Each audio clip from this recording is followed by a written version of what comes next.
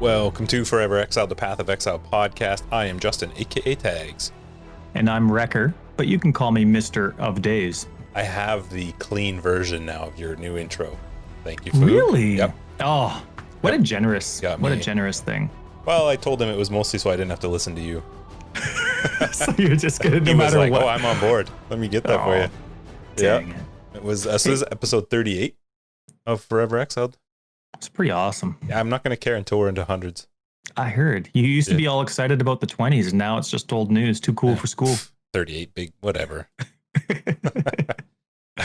Yeah. Just a real quick shout out. Thanks to all of our patrons who have signed up, supporting the episodes and the podcast. If you're curious what our Patreon is, we've got a link below. We do an After Dark episode after each of our episodes, which is just a Patreon only podcast where we talk about PoE, randomness, whatever, really. Totally casual. It's just a shout out to everybody who's supporting the podcast. We really appreciate it. And everybody else who's listening as well. You guys are awesome. I think we're up to like 31,000, which is nuts. That's crazy. What? Yeah, we're at like 31,000 downloads. Wow. That's crazy. That is pretty crazy. Thanks to everybody. You guys are awesome. How's your week, Ty? I had an awesome week, man. Let me just preface this. We're actually recording. How was your week? Yeah, okay, that's good, Ty. Glad to hear. We record typically Friday night, edit real quick, get it up ready to go. It comes out Sunday morning, our time. And this week we're recording a little bit early, 2 days earlier than normal, just because I'm going to be taking off. So our weeks are like 5-day week. So how was your 5-day week? Go ahead, bud. Yeah, no, it was a really good week. It was a standard week, but it was an awesome week. I had the usual RD2 online, Red Dead 2 online with some buds, Divinity 2, Dark Souls 2, and I love 2 of those games, so that's pretty sweet. And the game that I don't like, I really love the 2 people that I played with, so it was a lot of fun. But I'm lucky to play with Greg in Divinity because I love my RPGs, but I have zero interest in puzzles. I have zero interest in like missing quests because I didn't talk to every single NPC. So I'm really lucky to play with him because he loves doing the monotonous quest work, and I just follow him around into combat. It's awesome. And Ian and I finished our New Game Plus playthrough of Dark Souls 2. So now we're on to New Game Plus Dark Souls 3.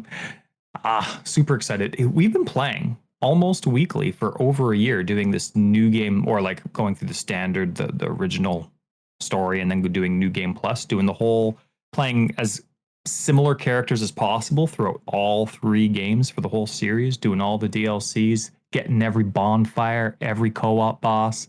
Been fun. It's over a year, so can't wait for Elden Ring, but we're just finishing, or going to start up DS3 next week. Sweet. But it's been busy. Right? Like last few podcasts, I've been saying, oh man, been busy and I'm feeling like burnt out and stuff like that. So tomorrow, no matter what needs to be done, it's a kid's day. Gonna play chess, gonna like superhero it in the front yard. It's gonna be kids all day. It's about time. And while I'm on the subject, did you know that Lego retires sets? I didn't know that. I was looking for some Lego sets for my kids, which are absurdly, it does, but it never crossed my mind. Sure. And all of a sudden I'm like, okay, well, I'm going to shove Lord of the Rings down my kids' throats because I'm a huge Lord of the Rings fan. And what greater way to do that? Couldn't find any. And online, they're all like $1,000 because the contract's done. Yep. And so I'm like, oh no. And so I'm looking for stuff, and they're really into Minecraft Dungeons, so I was looking for some Lego sets there. Anyway, that just blew my mind. They play the limited time game. Oh, it's like the Disney Vault, Mm-hmm. So anyway, last few podcasts, you've been whining about rain. So are you happy now? Well, rain's coming again. Oh, goodness me. There's like 40% chance for the next 2 days, and then it's 30 degrees. It's been nice. The weather's been nice. It's 30 degrees Canadian. That's what the C stands for, right? Canadian? I think I told you before, but I know the only guy in Canada that professionally builds Lego. You reminded me of that. He's my one wheel buddy. Have you ridden your one wheel lately? No, I haven't had time. And then I was just getting over like still the back issue, and no, I haven't had a chance to get out. It's right there behind the chair waiting for me. One day. Old man tags. Old man tags, indeed. Yeah, you see me rolling around pretty soon. Let's see. Weather-wise has been fine. My week's been fine. Been busy. I haven't been feeling the greatest this week. Just one of those weeks. Mm-hmm. So a couple things. First off, we recorded last Friday, and I think I finished our recording. I was doing some editing, and I went upstairs, and my wife had started organizing. We have a closet, like a walk-in closet, and she's not been very happy with my area of shirts. I don't really pay much attention. Like, it's folded, it's put away, but there were too many, I guess, or too unorganized. I don't really know. And so she started organizing them, and I came upstairs, and she's like, you have a lot of Path of Exile shirts. And she's like, how many of these represent like a $200 or $400 purchase? And I was like, like 1 or 2. You sure you don't want to save this conversation for after dark? Nope. I flat out lied. But I would say I got a lot of them when I went down to ExileCon though as well. So wink, wink, that's nudge, where nudge. I got most of them. That's right. I'm sure. Yeah. Your first 30 were from support packs. That's right. So there's literally like a whole stack of shirts in my closet that are just Path of Exile shirts. Oh, dude, that is sweet. I'm wearing one right now. No. Yep. This is the Untainted Paradise one. They Can you sold stand at up? I ExileCon. haven't seen it before. I don't mean to be. Oh, look at. Okay, that's cool. Did you buy that? Oh, yeah. Oh, we'll have to put a picture of it on our Discord or something. That's pretty cool. Yeah, we'll remember that. You'll get nagged about it. I think it was one of my favorite ones because it wasn't like there wasn't a lot of Path of Exile written all over it. So if you looked at it carefully, you'd see that it didn't make sense, but otherwise you just look at it and be like, whatever, it's a shirt. Yeah. Yeah. So anyway, that was the first day of my week, was being told that I needed to go through my shirts. I think we got rid of like, I don't even know. There was a bag that left our room full of clothes.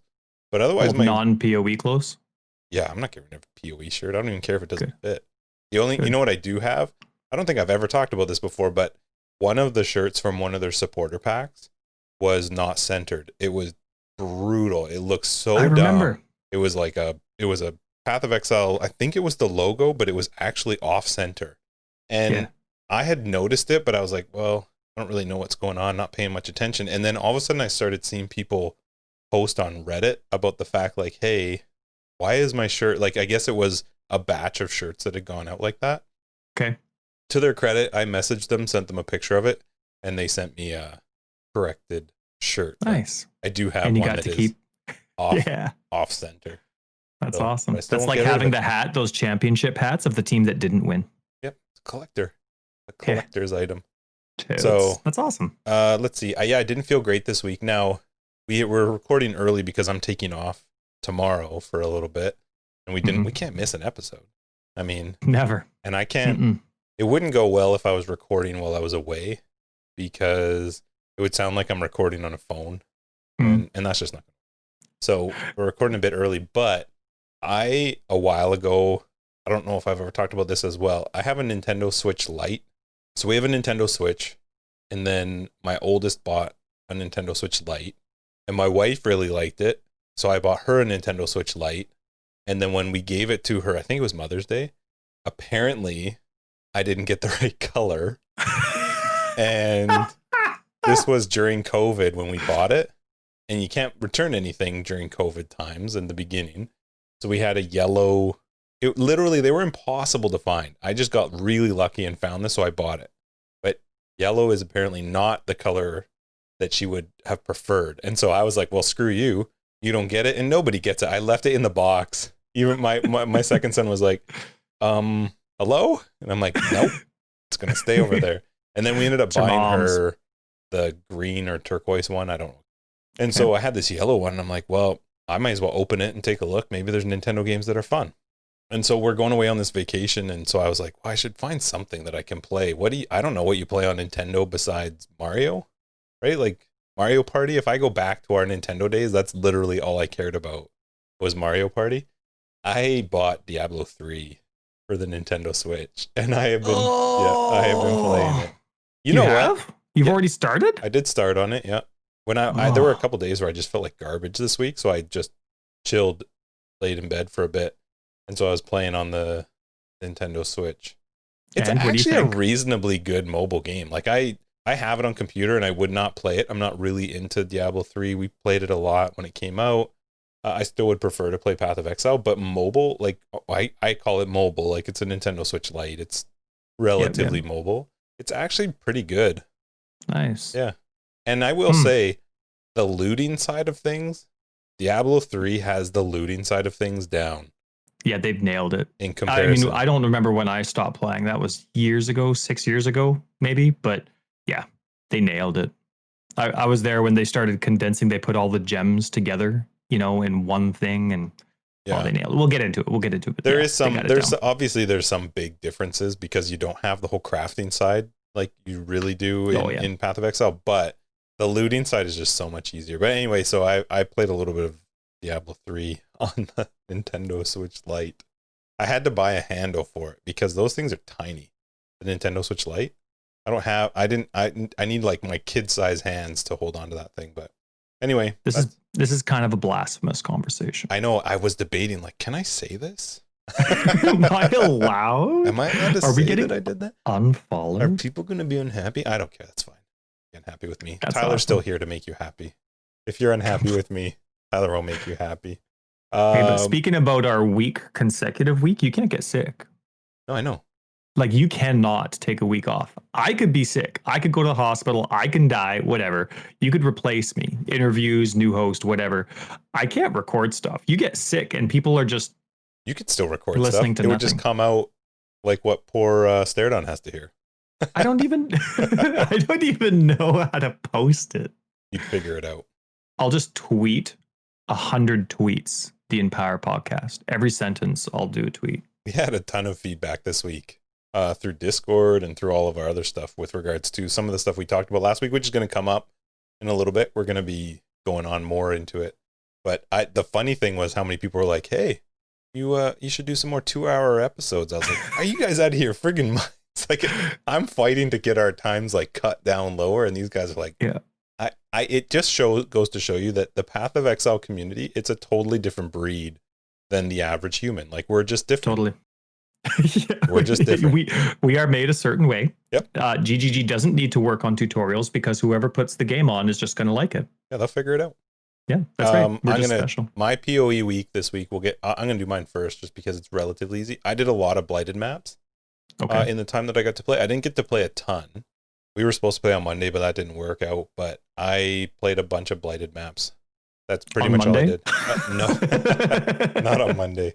No, just through the week. I played a couple Blighted Maps. There was some conversation about it in After Dark last week, so I was like, well, I'll give it a try. Somebody actually messaged me privately through Patreon as well about the Blight Maps. It's going to come up in my noob tip of the week. But yeah, I did some Blighted Maps. They were fun. You know what? They were actually not bad compared to how much I hated Blight as a league, and I didn't like Blight I hated Blighted Maps in general as a drop, even up until this league. They're not as bad. Maybe build-wise, it's why. It's really easy with Ball Lightning. You have a really strong build. Did you use towers a lot? Were they valuable? Oh, yeah. I mean, they're super valuable. I watched a YouTube video. I think it was a Big Ducks video, but it was of the towers specifically around Blight and understanding, I think I mentioned this in one of our episodes, or maybe it was an After Dark, how when you're doing Blight, when you get to that 4th upgrade, things are so busy that half the time, unless you've researched it, you have no idea what those 2 options are, right? You're just kind of like, well, shit, I don't know. This one looks like a bunch of fireballs and this one's one fire flame. I'll take the fireballs. It looks cooler. So you don't actually know what they're doing and you don't have time to like mouse over and be like, huh, interesting. Okay, I think you just don't have time for that. Let me consider the other option now. What are my options here? So his video was really good because it actually broke down what they were, but then on top of that, it actually said like most of the time you're not even worthwhile upgrading some of these all the way to 4. Like you're better leaving them at 3, and which ones are good combinations of towers. So it was fine, but Blight is still Blight. If you don't have a build that can do Blight, it's not fun. I'm really curious how people are doing it as melee, because you have to. I had my second oldest watching while I was doing one of these Blighted Maps, and even he was like, how do you know what that tower? Oh, that tower looks. He's like, can you just stop? I'm looking at that tower. Can you just? And that's what a blighted map is like. It's just like ADD, run around like an idiot. And you wanted to click on that? No, I'm sorry. You can't click on that. Can you imagine if you were doing a blighted map where you needed to level gems? Oh my God, it'd be impossible. You'd never be able to click anything. So I did blighted maps. They were fun, but I still think there's some glaring issues with it. Well, on console, you don't have to click to level your gems. Just saying. Yeah, but superior on console, platforms are superior platforms. Oh, console's horrible for interacting with towers. That's why I'm always aiming to do a blight without towers. That's my goal. Screw it. I'm doing the one tower at the beginning. I'm maxing it to whatever I can at that time, and then that's it. You're doing nothing else. Yeah, and then I'm not even moving with the left analog stick, because if I push down, then I'm interacting with the thing and I'm stuck, and then I'm getting hit and I'm dying, and nothing's working. Or whatever it is to get out of the menu. I don't even remember. I think you have to push down on the left analog stick again, but you're dead by the time you figure out that you were accidentally interacting. Anyway, I stole your thunder. Nah, they're fine. Blight's awesome. Blights are fun. Good. I also had a conversation about a laptop in your house with your wife. Did you? Yeah, it didn't go well so far. I'm working. I was hoping when you said that it was after the conversation that I had about it, because she heard the last podcast, was thrilled to be specifically spoken to on the podcast, but then it came with some very black and white. No. And I'm like, well, what if I use the laptop? No. The first message I got was no laptop. But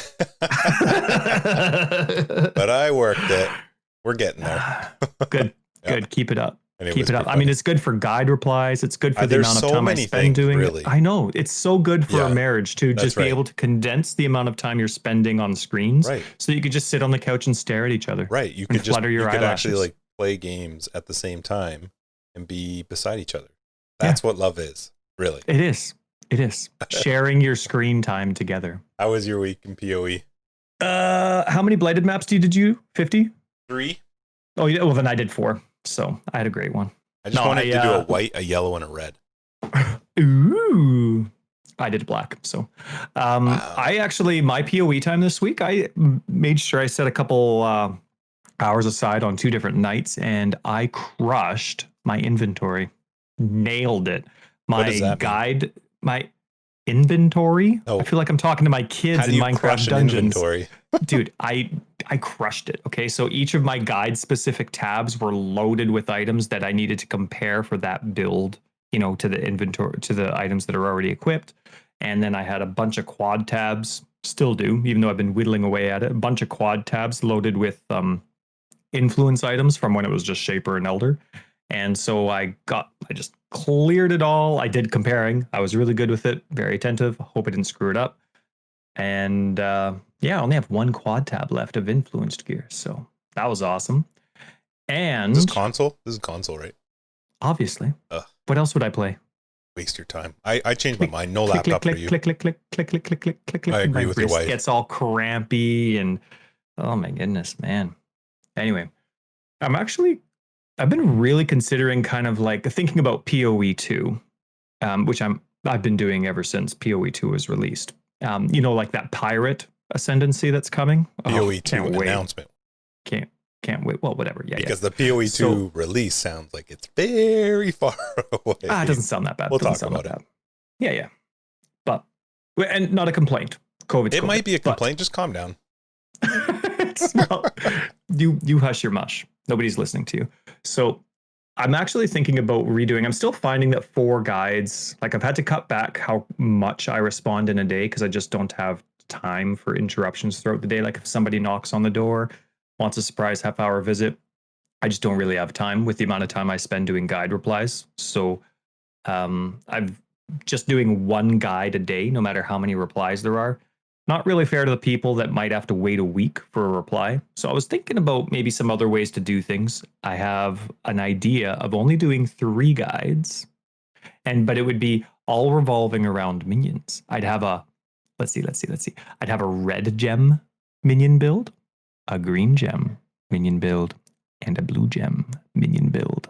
I'd have a really hard time cutting RF So maybe it'd still be at 4, but I think that'd be really cool, right? So then I'd have like, my Herald of Agony build doing all dodge and bow stuff. I'd have, I don't know, like a champion with Master of Metal dealing with stuff, red gem maybe dominating blow and Herald of Purity. And then I'd have, a billion blue gem options for the Necromancer or Guardian. But I thought it would be pretty cool.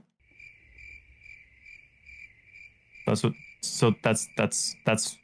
I was thinking about. Cool. Anyway, so if once I've like figured out the build and the gems, I'm gonna test it out. If people want to test it out for me, that's awesome because I need to see if it can crush endgame or not. So, I complained a lot about dominating blow, but I just might force the issue because there's 3 red minion gems: dominating blow, Herald of Purity, and Animate Guardian. So I just want to throw this out there now that you're talking about your builds and your weird stuff. I'm going to just throw out that I feel like you've missed your thank you to everybody for pushing you up into first place in the item filters. yeah, quote unquote first place. Thank you, but it's the for first all the fake votes. That's Thank you for all the fake votes. Yeah, you're like 30 ahead now. I passed AAA Loot Filter Alex. Yep. And by the way, Loot Filter Alex, if you listen to the episode, it's really nice to meet you. Alex728 GT. Mm-hmm. Don't. So anyway, yeah, that was kind of cool. Now I'm rubbing shoulders with. I'm really not that far away from Neversink. No, like just triple your numbers and you got it. Easy. For his worst one, my best one. I'm only 3 times lower. Man, his first place one is nuts. It is. And look at the copies to it too. Those don't even get updated. Wow. Yeah. And the thing with Xbox, if you go to the PlayStation 4 filter, it doesn't even list them, right? The Xbox one, you can either follow them, but they're also already in game by default. So it's quite crazy. But yeah, the PC ones, he's just crushing it. Well, good job, Ty. Yeah. So anyway, great PoE week. Yeah. And congrats to you too, doing all your blighted maps. My next one for this week in PoE is going to be boring. You're going to have to fill it up. Oh, dude, I could talk about PoE all day. Yep. Oh, yeah, look at me. I need a vacation. Whatever, man. I'm committed to the podcast. You vacation when you're old. Is a vacation from your problems. Now, the funny part about that is there's only one person who will understand that joke right now. Me? Nope. I'm not going to say who it is. One person just heard that and was like, huh, I know exactly what he's talking. Vacation from my problems. Oh, what a great movie, hey? It is. And Groundhog Day. Bill Murray's the best. Yep. Yeah. So you see what happened this week in PoE? Well, did you? I saw some of it. I see it. Most of these ones I saw through like their tweets and their Twitters. Yeah. But it's nice to have a slow week. Why do week, people care about a stupid dog? I know everybody heard me just say that and like, oh my God, I hate tags. But I saw the tweet about like a dumb, it looks like a Labrador or a Golden Retriever dog or something. Cool. Dude, I'm hook, line, sinker. I'm in. I'm Get a dog freak. I'm a dog freak. I'll get it. I'd like a black one personally. Well, probably when it goes on sale. That's what I wait for. But this week there was only a small hotfix that fixed one issue on PC. That was awesome. And there was a huge stuttering issue when 0.1c was released on Xbox. I don't think it was on PS4, but it was on Xbox. And even without complaints, they immediately started working on it. And within 2 days of the 1c release, they fixed the stuttering. It was awesome service. It was really cool. It was one of the only patch notes posts where I just saw praise. I mean, granted, in Xbox land, there's 6 people posting there, but it was just nonstop praise. There wasn't people complaining. It was just, thank you for noticing it. Thank you for fixing it. Yeah, it was really cool. But awesome. Yeah, there was just one small hotfix this week, which is great. They came out with some concept art, which is always cool to see, right? For the new mystery box that they have. What's it called? Angels and Demons. There's a guy that did a bunch of art for streamers. He asked them to pick like their favorite boss or whatever, and then he would draw it. Yeah. I'd have to find his name on Twitter, but he did a crazy good job. I think he did like maybe 10 or 12 of them. Sweet. So maybe if you're watching this on YouTube, that might be some of the background video or background pictures that I'll use, hopefully without a stuttering logo. I don't know what it's with Premiere. From time to time, it goes like nuts and puts our thing at like, it looks terrible. Yeah. It's not intentional and it's not done apathetically. That's for sure. Did you see the dev interview? They dub him the video guy. Yeah. Evan. Yep. Did you see? Yeah, it's a cool interview. It's nice to see like the person that's in charge of the final cuts of like the huge marketing promo material, the video that everybody's going to watch to see what the next league is. I mean, doing the 3.0 stuff, PoE 2, working with Camille. This stuff's cool. So it's cool. Check it out if you haven't. It's in obviously the announcement section, but it's a cool dev interview and they have a whole bunch of cool videos and links. But you like the lab pet. You're going to secretly get it. Watch. One day you're going to see me broadcast and I'll be playing with Justin. He's going to have 2 lab pets and his hideout's going to have 6 more just hanging out. I don't want a dog in real life. Why would I want a dog in game? Because you have those moments of weakness where you do get a dog in real life. And so you'll have that moment of weakness in the game. Just so anyone that's listening, I don't hate dogs. I actually really like dogs. I just don't like to have a dog. Yeah, he doesn't like feeding them, touching them, looking at them. He doesn't want them around the dinner table. I liked them as a kid. He doesn't like walking when them. I didn't have to care and deal with them. That's it. And so I had 4 kids. Why did I have any animals? It was stupid. That's right. I have 4 other ones already running through my house. Anyway. They came out with a new back attachment, the Seraph banner. Looks like you're wearing a banner, so I don't know what it's like to use a banner and have a banner back, but seems pretty cool. Did you see the hideout showcases? I like taking a look. I'm never going to put that effort into a hideout. Some of them are so crazy. I love. Oh, and some of the people in our Discord are so good at them. Yeah. So anyway, yeah, hideout showcase was there, and I appreciate it, especially when they let me copy it. Yes.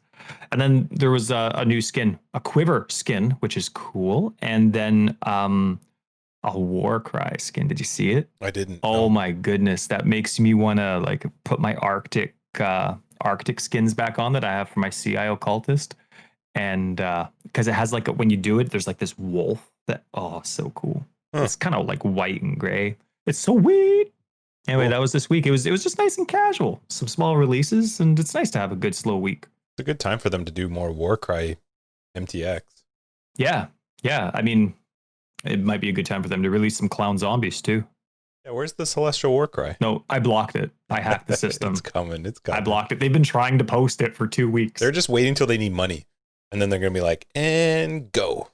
That's right. They have a backlog. Every single skill is backlogged with Celestial. Remember my idea of having notable MTX or Keystone MTXs? Mm-hmm. They probably have Celestial for all of them ready for that go ahead. Yeah, once a week. So, hey, I know our league, which our private league was awesome and a lot of fun. And it was awesome to be single digits, feel like I won the world. Did you notice when our private league ended that our guild stash was empty when we merged to the private league? To the normal trade league? I didn't. You brought it up, though. It's kind of weird. Why? Like, I'm not... Did we have stuff in it? Maybe it's a complaint. Yeah, maybe we did. Why would those items disappear? Like, what do you think the reason would be for GGG to not carry over a guild stash? I mean, I know you have to pay for extra tabs, but even if it's a remove only tab, why would our items be destroyed and not carry over to our normal trade league guild? Yeah, you'd think it would become just a remove only tab within the guild stash tab. I don't actually know. That was surprising to me. Well, I can't think of why they would do that. Me neither. Like, I know we agree that guilds are, in comparison to other games, they're totally overlooked. Yep. And even if you're not comparing it to over games, we have a lot of wishes. I feel like if that's actually what happens and there wasn't just a glitch, I feel like that's quite an oversight. I mean, not like we would know, but I can't think of a good reason that you would actually... Especially when it's league end. It's not like it's based on when characters migrated. It's based on the actual private league ended.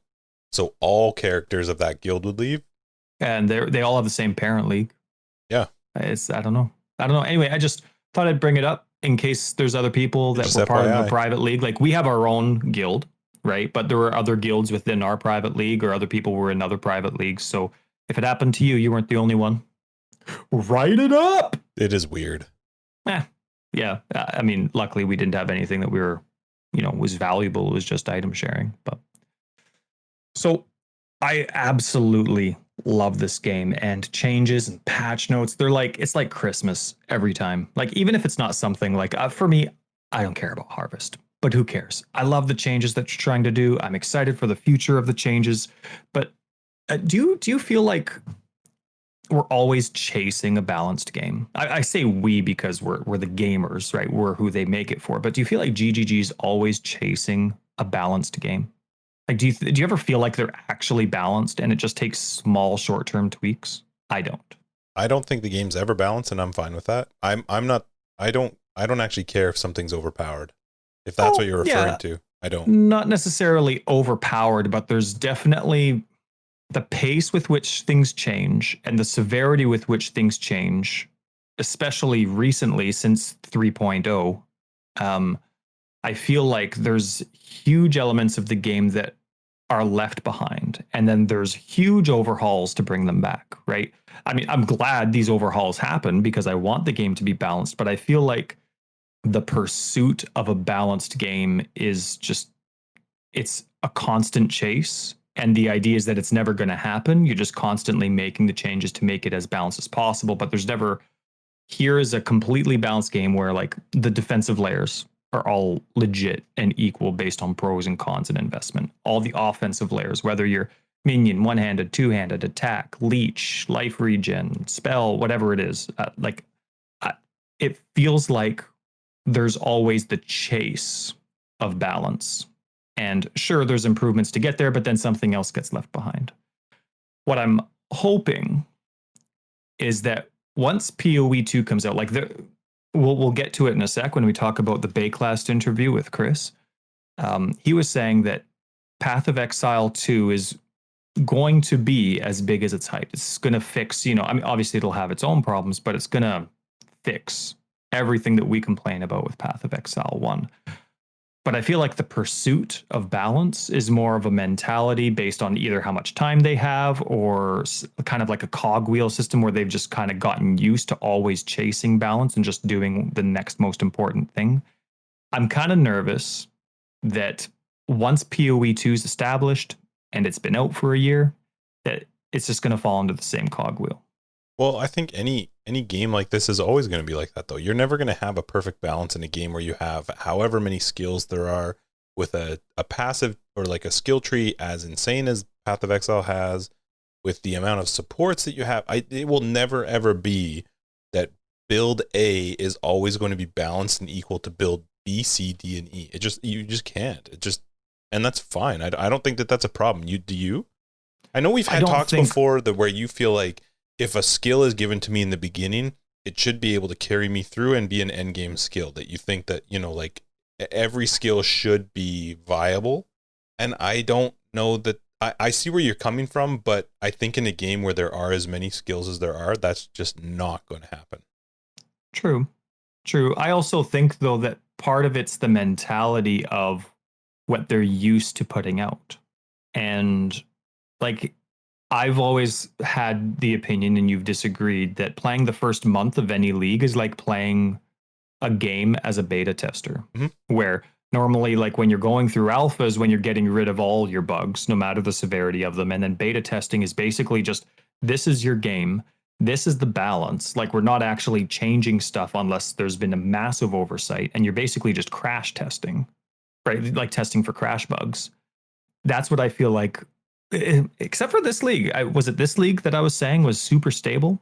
Yep. Anyway, I feel like league launches are almost like betas. And I feel like and I don't know what it's like to be there. I mean, I know they choose their 3-month schedule, but I just feel like it's always the chase, and that they're okay chasing as opposed to, okay, let's not do 2 big leagues in a row.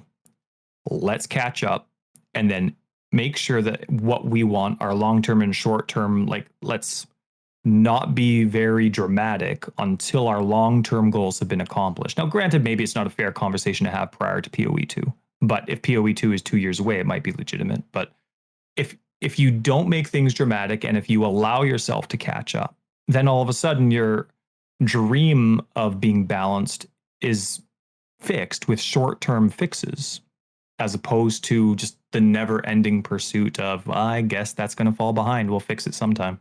So we've had a bit of this conversation before, and so my personal opinion on the balance side is that it will never, ever be balanced. A fully balanced, I don't think Path of Exile is ever going to be a fully balanced game, and I'm quite all right with that.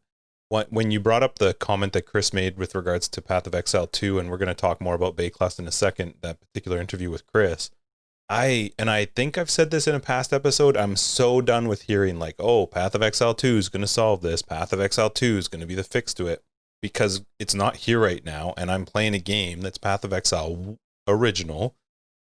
And I don't find it's often GGG that's saying Path of Exile 2 is going to fix it. Path of Exile 2 is going to fix it. However, in this interview, and we're going to talk more about it, I actually was listening to him going, what the hell? Don't tell me that Path of Exile 2 is going to be as big and as great and it's going to fix it. I was like, why would you say that? I mean, you already have people that flip out on him if he says something and they don't deliver exactly as he says it. Now you've actually come out and said it's going to be as big as it's planned. It's going to not have any of the problems that Path of Exile 1 has. Like, what?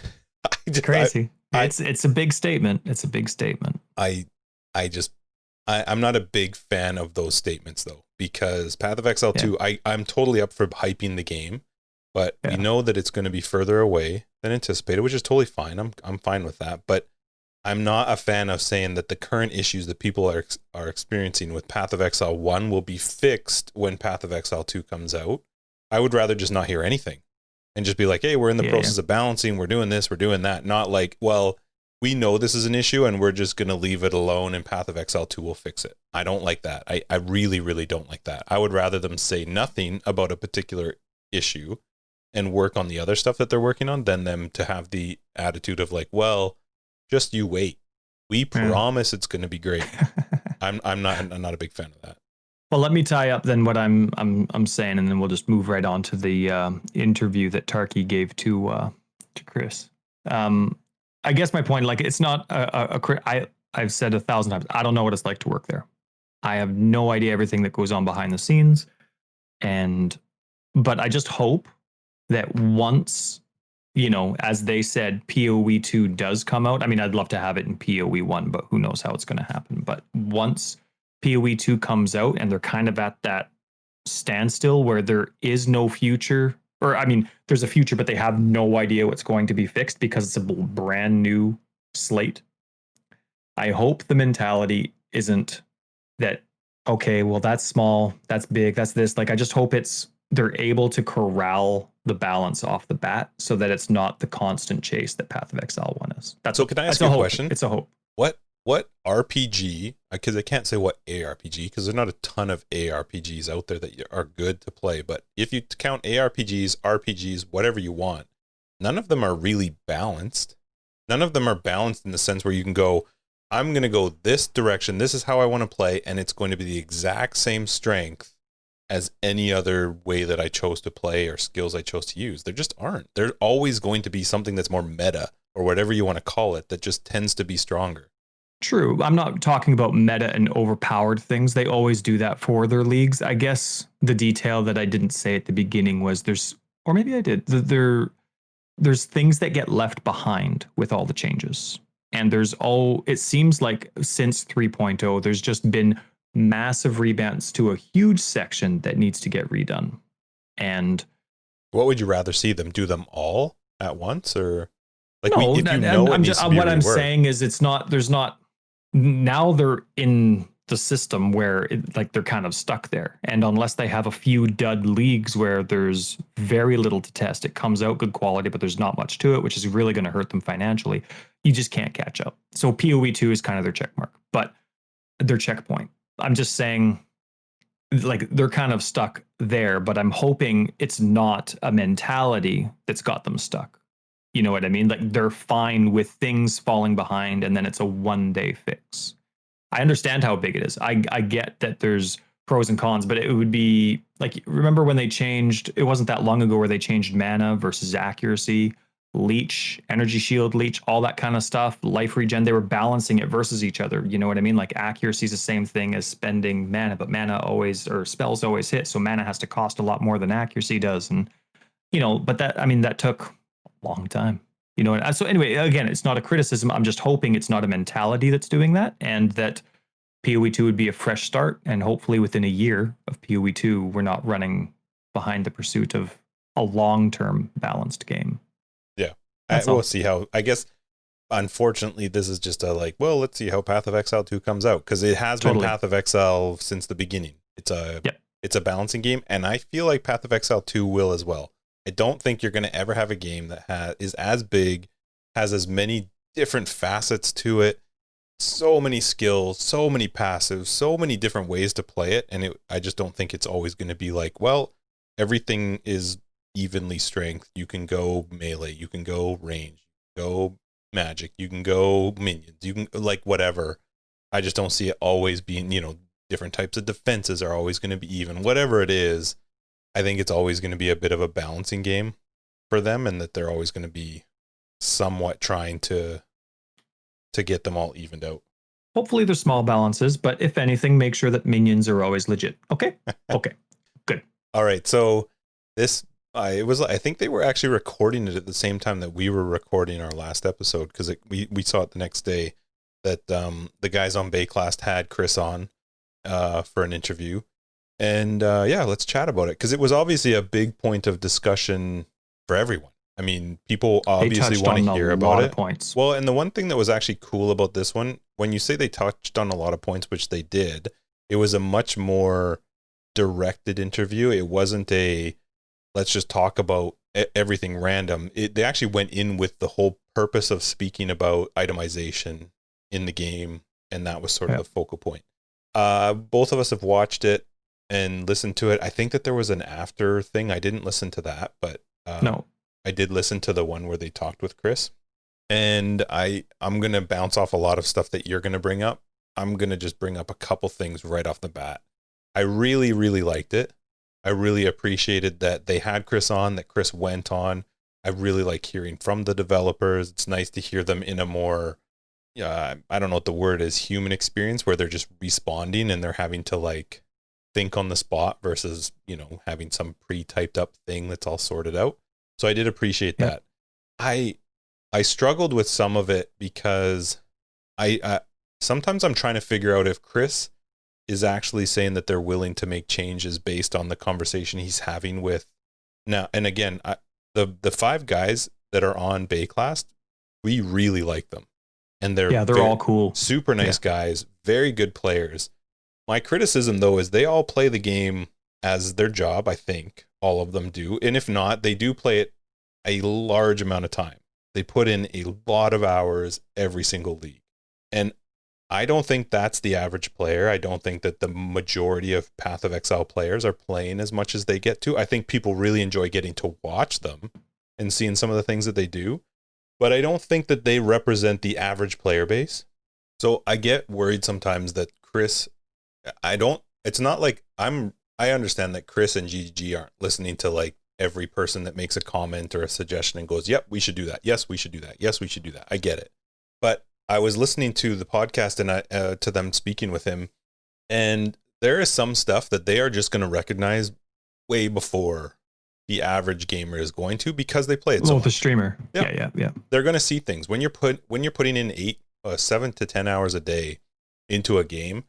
You're going to recognize and notice things much sooner than somebody who's playing 2 to 4 hours a day. And there were a couple things that they suggested to him that were actually awesome. There was an issue with regards to things that how you search within the tabs, and I didn't even think about that. And I was like, wow, I had no idea. And it was funny listening to Chris going, what? You can't do that? I've been so surprised that what Justin's referring to is Tarky mentioned that they were talking about tags and adding more tags to items, secret tags, not things that you have to know. But Tarky mentioned like you can't just search for boots. Right? There's no general term for your footwear. So if you search boots, it's only going to actually find the items where boots is a literal word in the description, because some are shoes, some are slippers, some are greaves. And so, but what baffled me was Chris's response, which I loved the humility of it. Yep. But I can't believe like it's been like that for 6 years. Yeah. So, wow. But anyway, I love that they add that. That was been some. Anyway, go.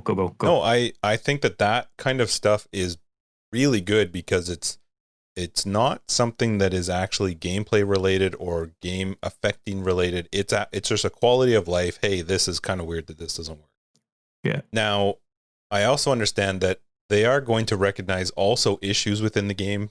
sooner than most people if something maybe seems out of place, overpowered, maybe too strong, not strong enough, whatever. However, one of the particular points that I want to bring up is they talked about crafting. Obviously, this was related to Harvest. We were talking more about, they were talking more about Harvest and the crafting side of Harvest and what might go core, what might not go core. And I listened to it and I struggled to think that they represent the average player and how crafting is working for the average player. So let me just give an example. Octavian brought up crafting chests. And specifically, it was around the idea of crafting. I think Octavian and Tarky were both chatting about this, was crafting the explodey chest and the ability to add like crit to it or double curse. So you could have an extra curse. And the particular comment was just how easy it was to craft one of these chests this league. And that really stuck out to me because I disagree entirely with that.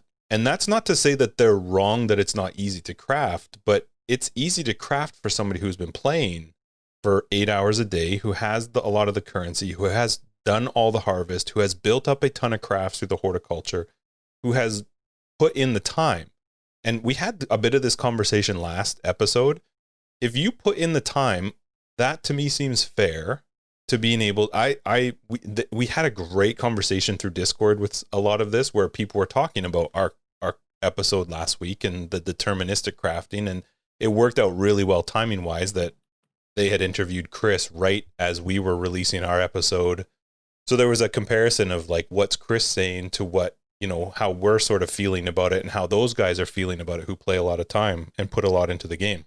And I looked up, just out of curiosity, the crafting ability of these chests.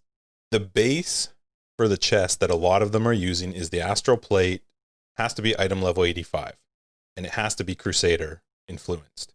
So sure. First off, for you to get that, you're playing well into the game to if it happens to drop for you. Now, just out of curiosity, I also looked it up. If you want to buy one that is an item level 85 minimum, Crusader influenced Astral Plate, it's 1.5x. Doesn't matter if it's got links, nothing. That's just for that item. I struggle to see how a base item of 1.5x can be considered easy to the average player. I'm not trying to take away from the fact that these guys do an incredible job and they let people see a part of Path of Exile that maybe a lot of players don't get to see. But that is not, again, I don't know what happens in the background within Path of Exile and GGG. So I like that he listens. I like that he's a part of these episodes. I really like hearing from him. And I really like to hear from the guys on Baeclast, because to me, they represent a unique part of the community. There's a part of the community that gets to play like they play, that has the currency like they have. But when you take an item that is a 1.5x base, that's just it. That's just the base that costs 1.5x. Now you have to craft it. You have to build up, especially in this case, your harvest grove in order to have the correct things to put onto it. That's not easy for the average player. That's certainly something somebody can strive towards. That's something somebody can get, but you did not get it easily if you were playing for the. I really wish I knew, because maybe I'm totally wrong, but from the conversation I've seen in our Discord and online, I don't think I'm wrong in the sense that the average player is not playing 7 to 8 hours a day. I just don't think that that's the case.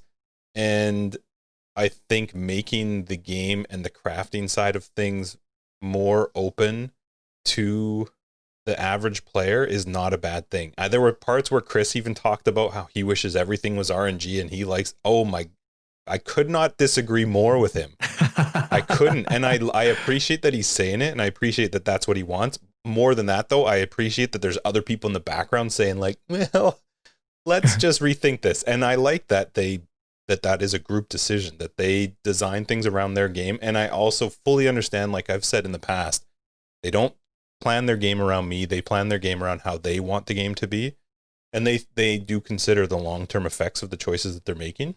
But as I listened to them talk and listen to these guys talk, I was like, to say that some of this stuff is easy for you, 100% it is, because you've gotten so much time into the game. You've gained and earned so much into your harvest and grove, so much currency.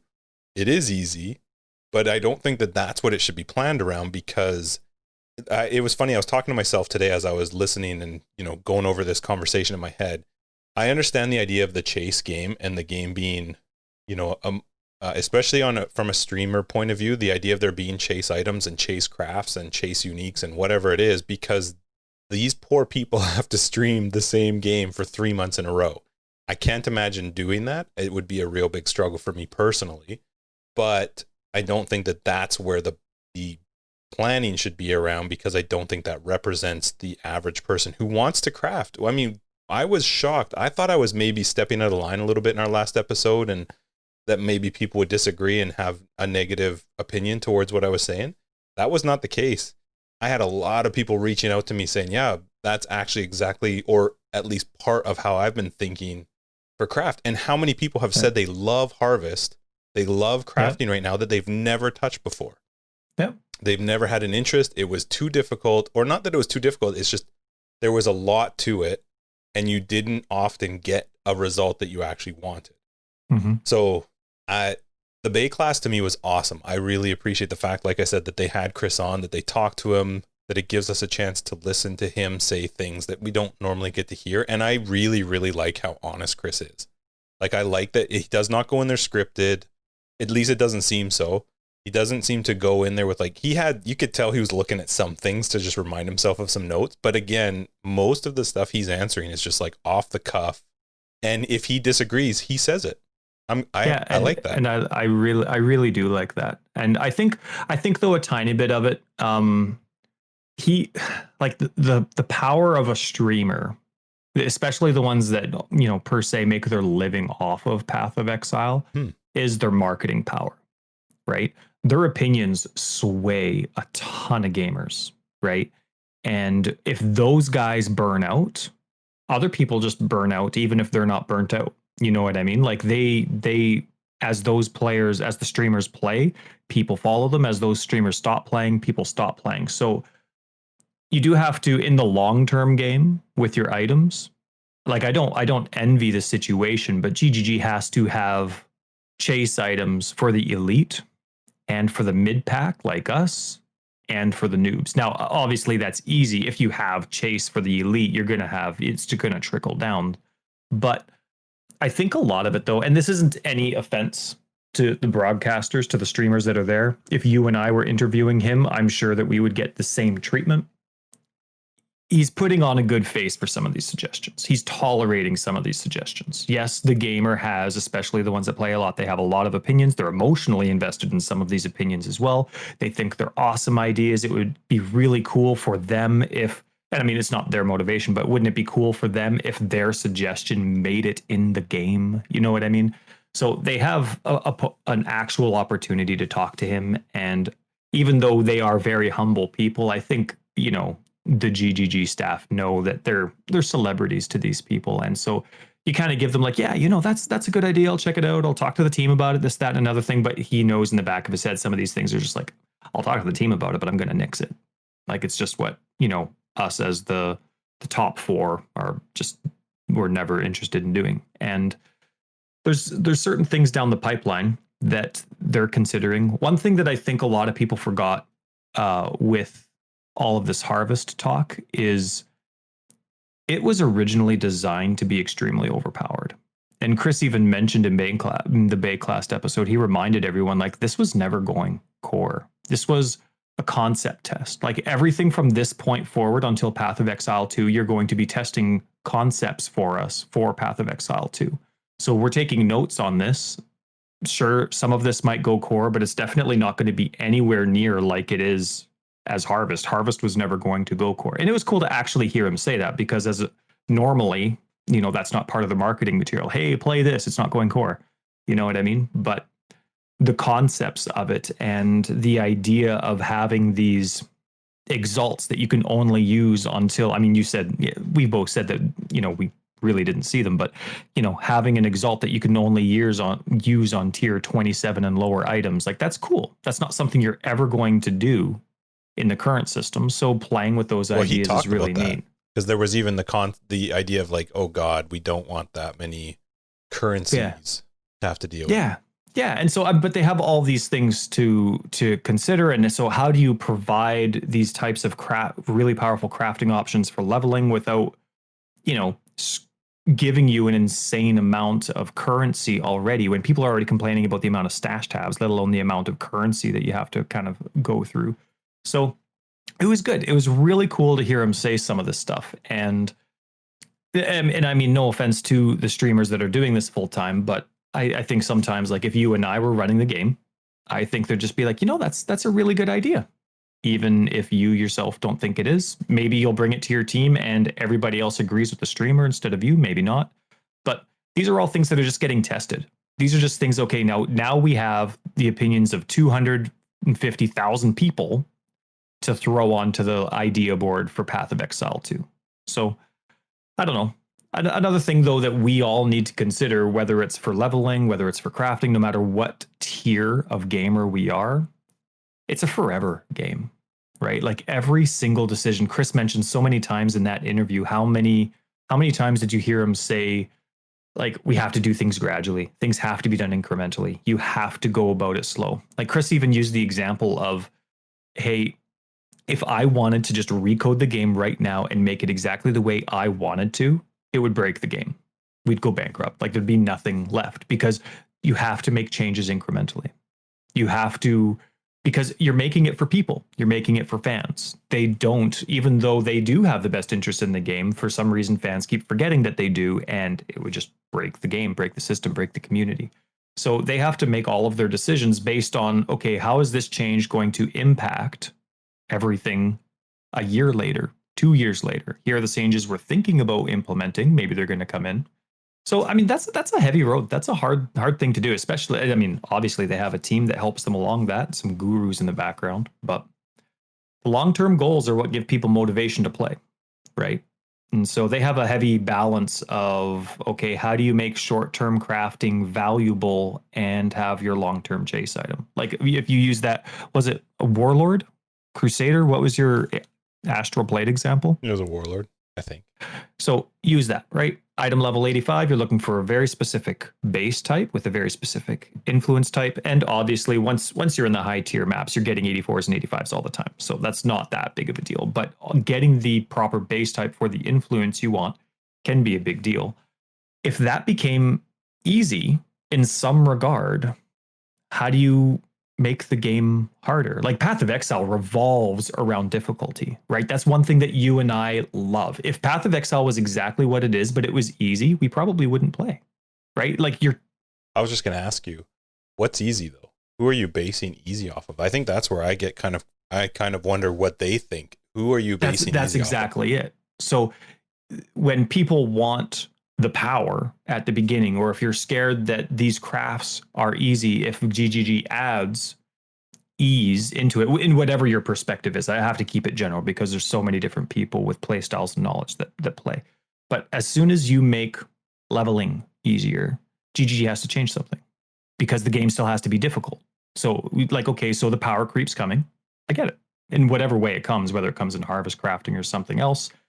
If the power creep comes, if it's another change, they have to make changes. But they just made huge monster changes. They just made huge changes to boss resistances in life. They just added 4 new influences. They just added new exalts that let you be very specific. They added awakening gems. Like they just added a huge new power creep.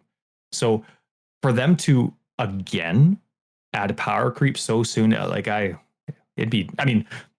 do whatever you want. I'm gonna trust what they do. It's not like they're not thinking about the flip side of the coin, but they do need to. And I just want all the fans of the game to remember, like the enemies have to change. End game content, drop rates, whatever it would be, has to change to still make the game difficult. If you were going to cater and all of a sudden this type of drop was easy or this type of craft was easy.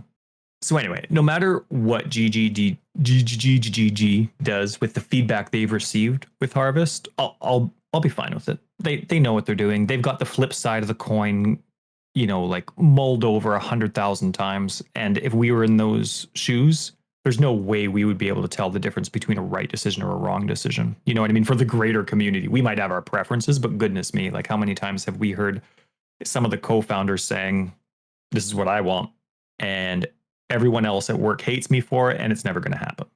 You know what I mean? So, but for me, what this harvest ride is like, even though I'm actually haven't done any of the crafting, you've been doing it because we play co-op, but it's kind of like we got to ride. We got to know what it's like to feel like what we had got to ride in a Ferrari. You know what I mean? We got to ride around a Ferrari for a while. Maybe we had a bit of like an all-inclusive weekend because we didn't even have to spend our currency on this stuff. We just got to do fun things.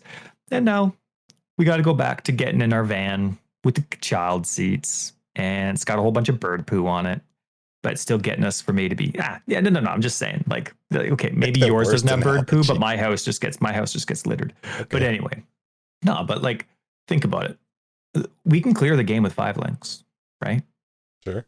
We don't need the best gear to clear all the content. Chris even said that in his Baeclast episode. He was one of the cornerstones of the game is the fact that you don't need, like, it's gear, but you don't need epic gear to clear all the content. One of the hardest things they do is trying to balance the game so that it's hard, but you don't need impossible gear to do it all.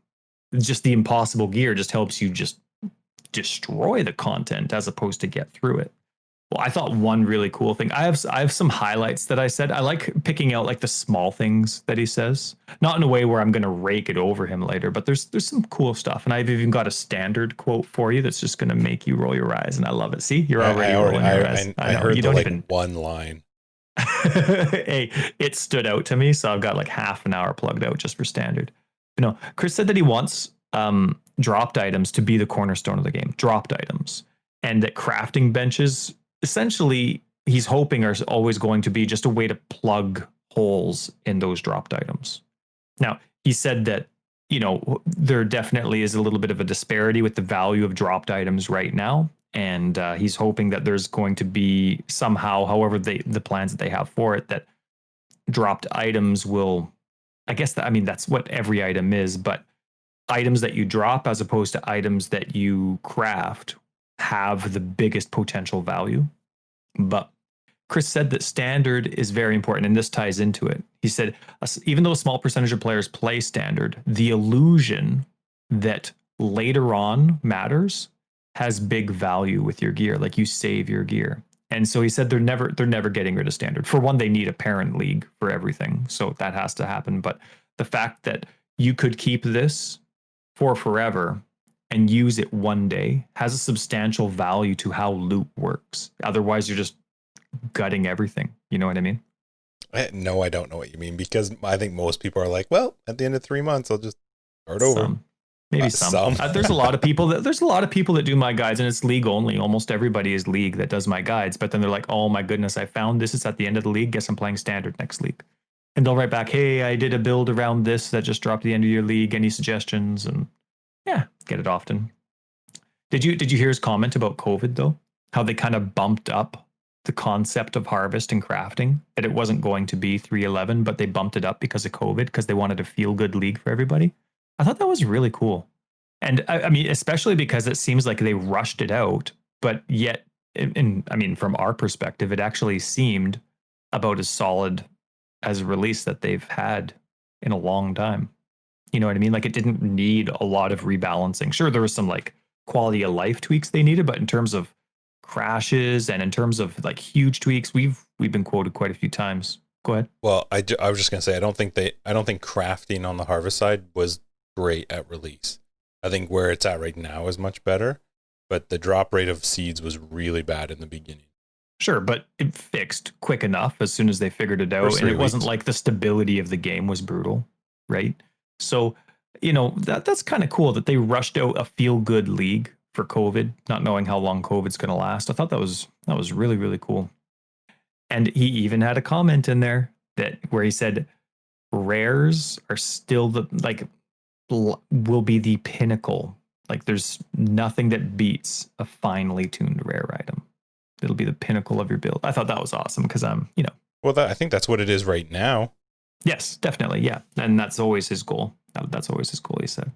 Did you catch the comment where he said that an item revamp for all items is coming before PoE 2 is the goal? Kind of like what they did for two-handeds. Yeah, I mean they've been talking about this for a while though. Yeah, but we actually heard him say it literally as opposed to just assuming it was going to happen. Right.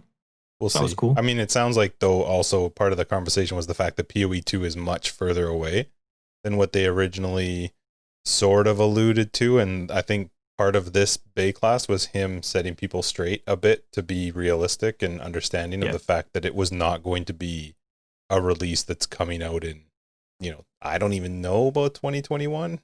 Yeah. See? Yeah. No, who knows? Yeah, it was interesting to hear, but I mean, not a complaint. I mean, No, it is what I don't care when it comes out. If it comes out good, I'd rather it come out Yeah. good than them be fixing it as it's out. Yeah, and did you hear how they were talking? I mean, we don't want to like regurgitate the interview. You should just go watch the Baeclast episode that Chris was in. But I thought it was really cool when he was talking about how they could kind of cut corners to come out with a good release. Right. You know what I mean? Like instead of maybe changing the Atlas, the end game at the same time as releasing PoE 2, maybe release the end game the league before or the league after, you know what I mean? So that they can still just come out with a good campaign. Of course, you have your new ascendancies, but then the end game changes at a different time so that you can focus just on the quality of the actual release. I thought that stuff's cool. Like they're really caring and they're really going out of their way to do it. So anyway, it was an absolute awesome interview. I loved his honesty. So culling loot has been a topic that the community and of course GGG has been talking about for a long time and mulling over, and something you have to be very careful about. But it was really cool to hear the different ideas that the team has come up with for how to cull loot. It was kind of neat to hear the streamers' perspectives of different things that you could do as well. Well, I think one of the most comforting things for me was when it was discussed that there's just so many different base types that you can't really cull loot with a lot of base types. You know what I mean? Because there's, especially with the revamp that's coming, if it's following suit to how two-handeds work, which I sure hope it is, every single base type is going to have a tempting implicit, which makes it unique to the stats that it will all roll as well, right? Maybe one will be crit, maybe one will be stun, maybe one will be this, one will be that. So if all gear base types are going to have tempting implicits, it's going to be really hard to cull the amount of items if you have different base types that each individual player might have a different preference for. So it was interesting to hear just the thought process like that. That process isn't done. GGG has lots to consider, but it was cool to hear the conversation, especially from Chris's side. I think the loot culling, as much as I'm super excited about it, I really want it to happen. I am very curious how they're going to do it. Yeah, because it really, really, really needs to happen. But with as many base types, like you said, that they have, how do you cull how many things are? It'll be curious to see. You know what I was surprised nobody talked about in that entire episode, and you're gonna laugh at me, but I'm not trying to like stick it in for nothing. But filters, right? Like they talked about the weight of items. They talked about they talked about like the size, how easy it is to click stuff. Like when they were talking about, hey, increase the click window, I'm thinking, okay, well in your filter, just make the box bigger, right? Make the text bigger and it's easier to click. In the terms of like the weight of items and how impacting the interaction with an item is, well, that's 100% loot filter. If an item goes ding, you don't care. But if an item's like, you're like, oh, what is it? I can't wait. You all of a sudden you forget the irritation of a wisdom scroll. You're stopping what you're doing and you're checking it out. Like people could just change their item filters. Now, I get that for the normal person, there's nothing that they can do. There's no tutorial. There's nothing that they can do. GGG doesn't even give out their default filter. So that's not a legitimate suggestion unless GGG does do that. But I was surprised that not one person brought up loot filters as any type of temporary workaround or emphasis to any of the comments that they had. Yeah, I think nobody cares about loot filters as much as you do, but they did talk. The one thing that they did bring up that I actually like the idea of was the range, increasing the range that you can loot. And I listened to Chris's argument about like, well, the ledge, like if something's up a ledge, down a ledge, And I get that it's a lot of work for them because it's the whole concept of like, if you click down there, your character would actually have to walk around to get down there. And that's what they're having to do with loot. Yeah. My comment to that is find a solution that doesn't do that, because he did. I actually thought you would probably like it a bit, but he talked about the health of people's hands and wrists, and that it was actually an important thing. The more like I said, I dicked around a little bit in Diablo 3. I was like, God, this is just so much. It's so much more enjoyable to loot than picking up 1,000 wisdom scrolls and alterations and things that, granted, I do want, but I don't want to have to microclick every stupid thing. Or even if just on the screen that you were at, if I don't know, there's certain items that I'm picking up because I need them and I want them, but I'm not excited for them. So if my wisdom scrolls did combine to, there's 4 wisdom scrolls on the screen and I had 4 wisdom scrolls. Yeah. Imagine what you could do even in the loot filter, right? I have 5 alterations in one spot. Okay. So now it says 5 times alterations. Okay. So that has in my filter, if there's a stack of 5 alterations or less, it looks like this. If there's a stack of 10 alterations or more, I can make it look bigger. Now you can't. I mean, you can, but it's pointless to do that for the most part. But yeah, there's certain items that definitely are required pickups, but not exciting pickups. And it would be nice to save that for sure. But I don't know. I'm fine with whatever they choose. If they choose to do something like that, then I'm honestly just not picking up very many. You know what I mean? I change my loot filter accordingly, and then every other person that comes into our Discord that's new to the game, we're like, yeah, follow this person's loot filter because looting sucks in the game. You know what I mean? Like, there's like, we'll live with it. We'll still love the game. It'd be nice if we got what we wanted, but they're adding, though. He confirmed that they are adding the auto stash to the, what are they? The specific league tabs, or the what are they actually called? Premium tabs. But like the premium tabs. No, not the premium tabs. Well, it is a premium tab. The specific tabs, whatever they're called. Yeah. Anyway, like essence and div. So just from your inventory, you shift click and you don't have to have that tab open. It's just going to automatically go. So I think that's, or shift control click, whatever it's going to be. But I thought that was really cool that they confirmed it. And I wanted to ask you, but maybe this is a conversation for next podcast when you get back. But so think about this while you're gone. Don't have a good time. Think about PoE. I'll be doing for sure.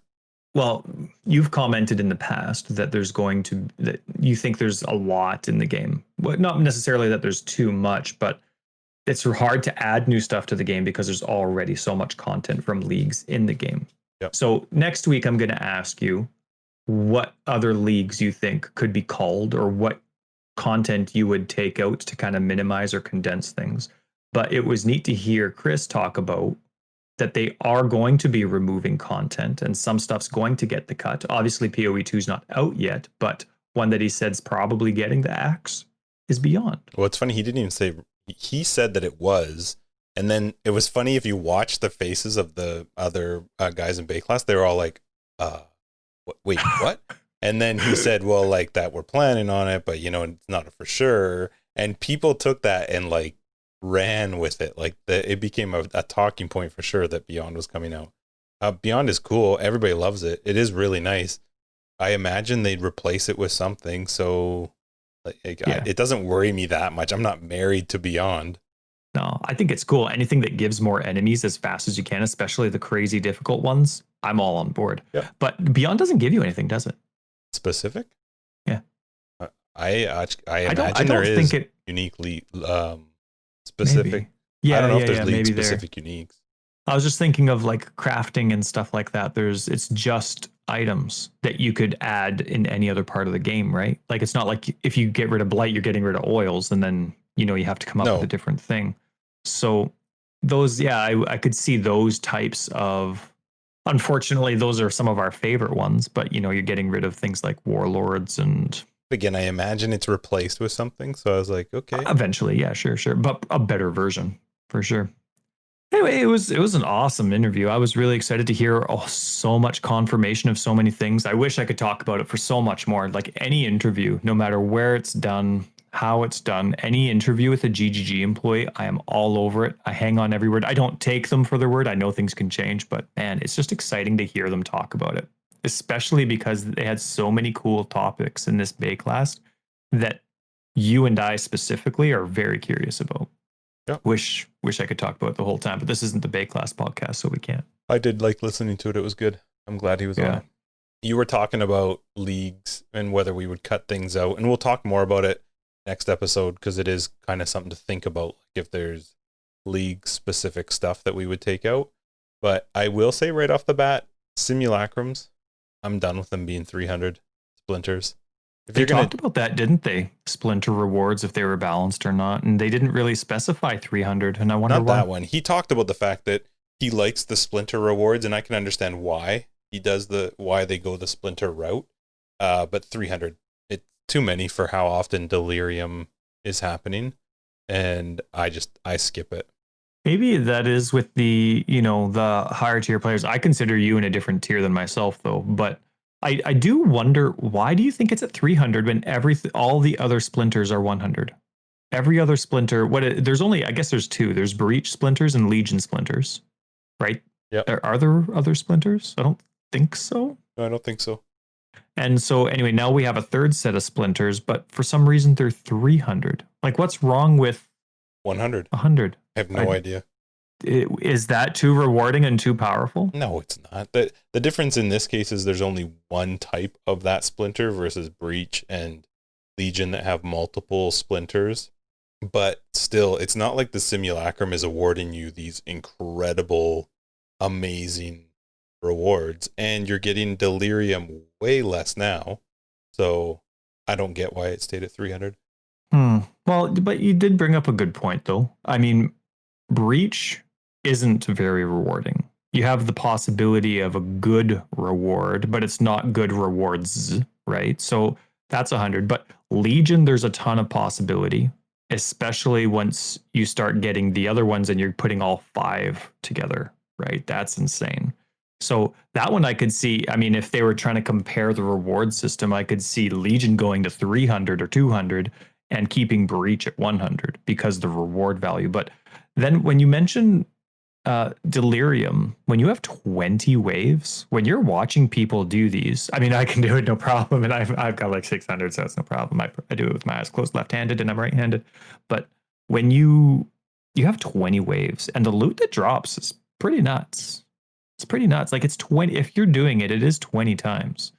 So maybe I could see it. I just think like 300 so out of reach. Like maybe make it 50 for Breach, 100 for Legion, 150 for Delirium. I don't know. 300 just seems a lot. Like I get. Just make it all 100, but make it plan however you're going to do the drop. The drop rate. That. Yeah, sure. Good call. Good call. I like having those round numbers where you just know. I mean, 300 is easy to memorize, but 100 is nicer. Anyway, cool. Awesome. The other day, by the way, this is one thing I love about guide writing while we're on the subject. I love POE talk. Like I don't know the gender of this person, and it totally doesn't matter because like they're showcasing their stuff. Sometimes you get new people that are super excited about a very basic item, but it's epic to them, so they showcase it. You give them encouragement. Sometimes there's people that are posting on my guides that say things like, "Oh my goodness, check this out," and I'm never going to see that item in my life. It's just insane. But it's cool because like in PoE land, you can say really weird things that are totally legit, right? Like you go through the code of conduct and it's specific. Like they're putting people on probation on a regular basis. There's probably just very specific people in their GGG's PoE community side where it's just like, and probation. And it's probably not, but I mean, like, listen to this. I can tell someone, I'm like, hey, wow, that is one sexy chest you have there. And I don't get in trouble. It's awesome. Do you think someone should get in trouble for that? No, but like, I walk down the street. I mean, I guess you couldn't normally be like, hey, sexy chest there. Yeah, I'm walking down the street with my kids and I like somebody's shirt. I'm like, whoa, that's a sexy chest. But in PoE land, you're saying stuff totally like, fine. Oh, that is a nice looking stick you're holding there. That is huge. Whoa. Well, I guess that one doesn't really fit. I was trying to come up with something that wasn't chest. You've gone too far, Tyler. I know. But anyway, no, like it's just kind of funny, some of the stuff you say. I can't tell you how many times I've erased what I want to say because I'm getting into it and I feel like I'm talking to you, even though this person's like on the other side of the planet, might not know English as a first language. So I'm like backing it up, but it's something similar to having a sexy chest. And yeah. So anyway, it's kind of funny. But I was looking around, like, remember when I said at the beginning, I was thinking of kind of revamping the model of my guides or the themes.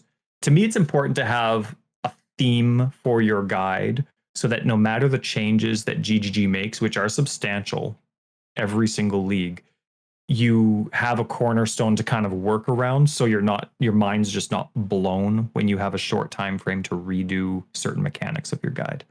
So I was looking at different things and I was kind of thinking, okay, well, it'd be really cool to have a caster, and everybody's been going, spell slinger. Like that's just such a cool concept within the game. And I'm just so impressed with whoever it is at GGG. If you're listening, if you came up with that, really awesome. And so, you know how GGG uses terms like attack as something specific, you come from a different game, and attack just means the general meaning of hitting someone, of going against someone, of attacking. But here in GGG land, you can't be like, hey, stand right there, I'm going to attack you with my fireball, right? Because then then the Path of Exile person is going to be like, sorry, I have no idea what you're saying. Fireballs can't attack. Try again. I know you're trying to kill me, but just hang on. Let's take a step back, rewind. Say you're going to cast your fireball at me. You're not going to attack me with it. Okay. So it's interesting, like when GGG's trying to come up with their guy or their gem descriptions or other descriptions in the game, I can't imagine how hard it would be to come up with specific terms for such a general action. You know what I mean? Like what's GGG's term for, like, it's not attacking. You can't just attack someone. What's the term for just like going at someone with damage?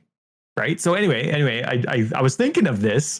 You're a prick. I'm just trying to think of like what is happening in your life at the moment where you're like, huh, this is a good thought. My kids are having a bath and they're at the age where I would get thrown in jail if I left them alone while they're in the bath. So I have to do something, and they're way too loud to read or listen to anything. They're just having a heyday. So I got to do something. This is it. So anyway, I'm looking at Spell Slinger and I'm reading it, and I noticed a term that I've never, as far as I've noticed, I'm sure they use it all the time, but I've noticed a term that GGG used. It says trigger supported. So this is for Spell Slinger. It says trigger supported spells when you fire projectiles from a non-triggered wand attack.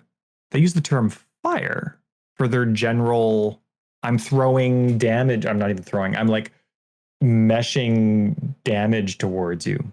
Meshing? They use, I don't know. I'm trying to come up with a non-fire word to describe. Anyway, screw you. So anyway. Launch? Oh, yeah. But see, they're always worried about their character spaces. So it's fire shorter. But anyway, sure. I thought that was neat. They like fire, and I haven't seen that anywhere else. Anyway, I'm going to fire stuff at you, and you will regret it. Mark my words. I will fire things at you. I don't know what build I'm doing. I don't know if I'm going to attack or spell or minion you. So I'm just going to fire stuff at you in my head. What? That's neat. It is. It's very cool. Oh.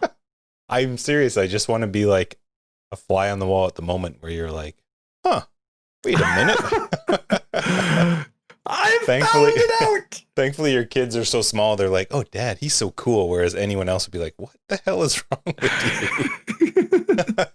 Dad, could you leave? You're dragging us down. Yeah, when they get a little bit older, it's not going to be the same. You're going to be like, hey, did you know?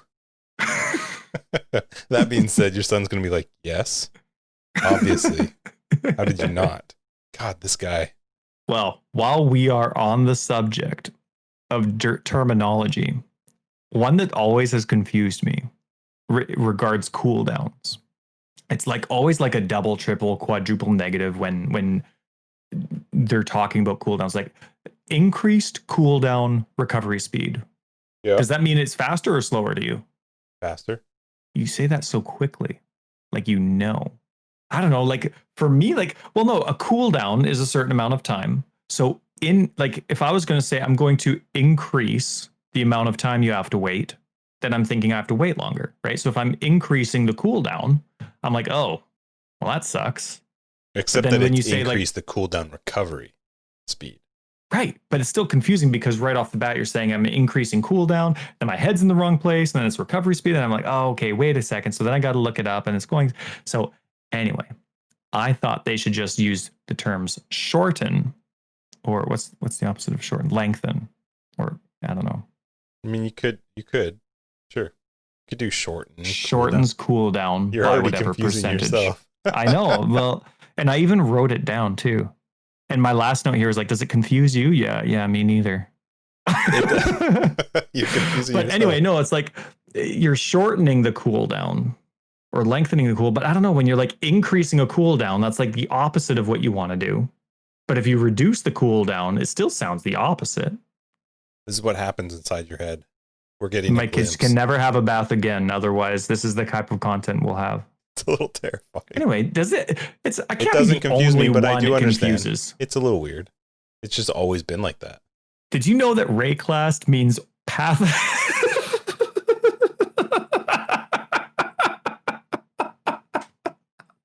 Like the more you know episode with Tyler. Go on. Did you know this was a Reddit post like 8 years ago that I've been trying to get in? It was cool. It was just supposed to slip in somewhere, and I've had to wait for forever. Did you know that Baeclast means path of exile in some version of Old English? Moving on. I wonder if people can pick out the points in this episode that Tyler was allowed to get his always pushed content into.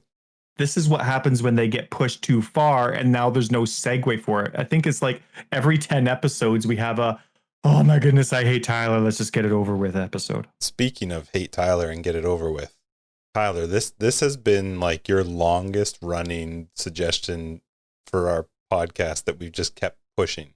I've intentionally never looked it up just so we could discover it together on the podcast. Should we just push it till next week maybe? No, read it. All right. So I'm just going to let you do this, Ty. I know you've had a burning question for everyone regarding minions, shockingly. This is another bathroom thought with Tyler. Actually, this was a broadcast thought. I have a good amulet on my Righteous Fire build that it just happens to also have spectral wolves on it. Okay. And so I get asked a lot when I do my Righteous Fire build why I have the wolves. Why was my Righteous Fire build so complicated? And it's not. It just has wolves on the amulet, but everything else on the amulet's awesome. But then I got thinking, are these spectral wolves considered minions? Are you asking me? Yeah, I have intentionally not looked this up for months. Are those spectral wolves actually considered minions or allies? Like, can you increase? They are? Yep.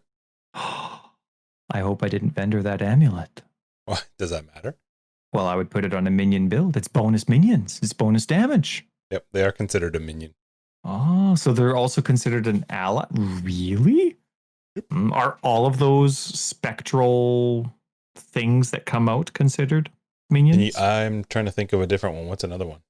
I don't know. Isn't there like Spectral Wolves is on a lot of things, right? You can get it on like, what's that? Scourge or the Claw. It's on the Claw.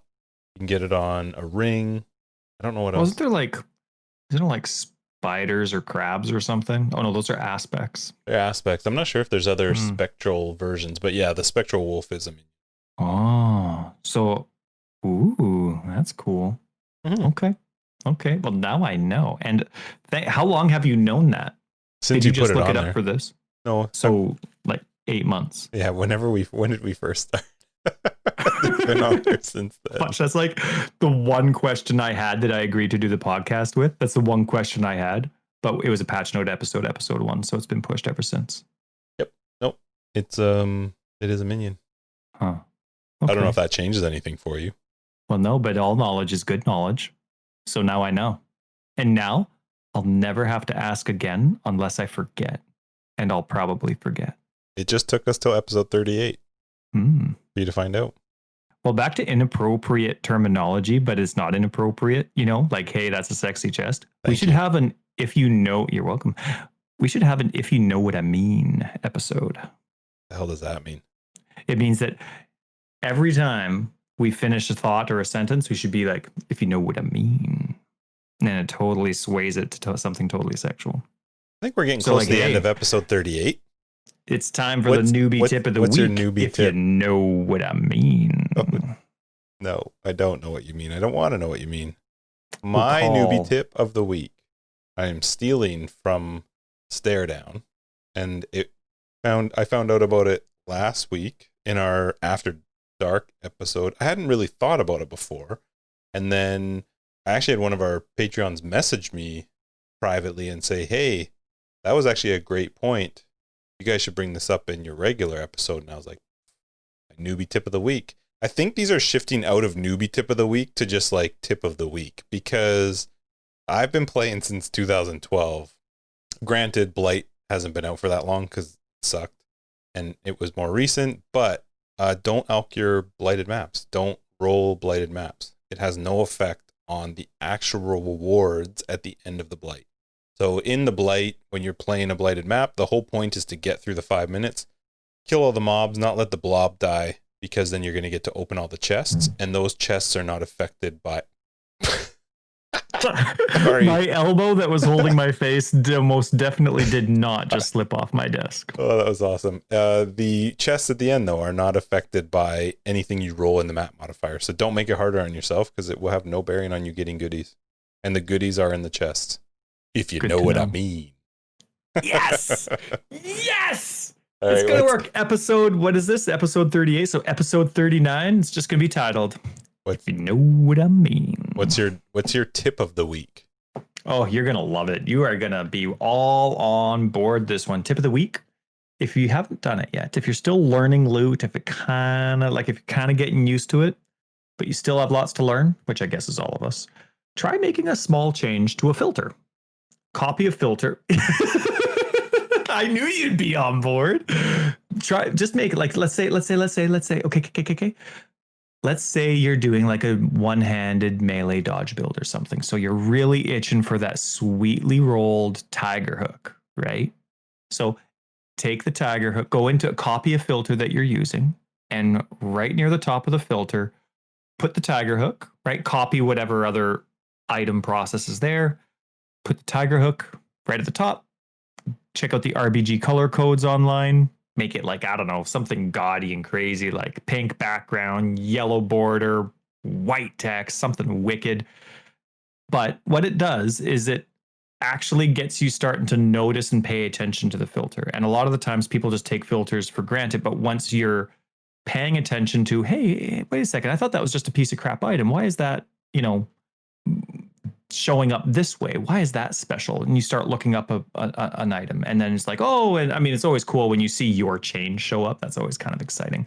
But it's you start learning a little bit more about gear when you take the point of actually just make that one small filter change, and you start noticing it. You start asking yourself questions about why the filter has this there or that there, why this div card is rated more than that, and you start unintentionally doing a little bit more research in the game. And I found that was one way that I really unintentionally really learned the game.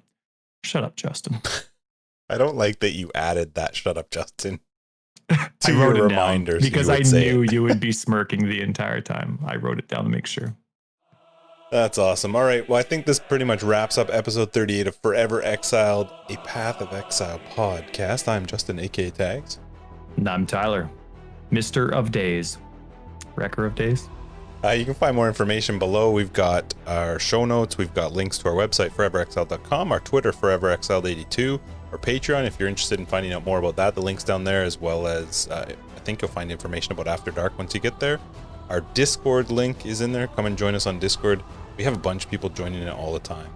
And if you're listening to us also on Apple, we would really love if you just hit that little button and gave us a rating, preferably the 5 stars, but whatever. It's fun reading what some people have had to say about it, and it also helps us out a lot. So thank you, everybody, for listening. We'll catch you in episode 39, and Patrons will see you in After Dark. Episode 39, if you know what I mean.